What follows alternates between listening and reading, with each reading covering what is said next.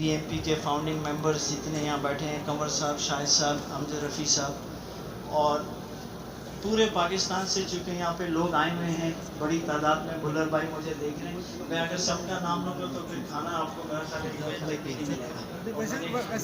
Candidates का भी introduction कराना है, तो किसी का नाम रह गया तो माफ़ कीजिए। अस्सलाम वालेकुम। और मैं ये बता दूँ हमने रखा है, अब क्योंकि बातें बहुत हो गई हैं DGT के हवाले से, तो बहुत कुछ कह दिया गया। क्या जुल्म हमने साहब आप लोगों की इंशाल्लाह मदद से, डब्बे की आवाज़ से हम DGTO को भी और कॉमर्स मिनिस्टर को भी कल भरपूर जवाब देंगे। अब मैं आता हूँ कैंडिडेट्स के इंट्रोडक्शन पे। नहीं है, नाम ही अंजुम साहब है। आज के चीफ गेस्ट आप सब वो हजरात जो ECGB मेंबर्स हैं हमारे फेडरेशन के, जो आज रात को यहाँ मौजूद हैं।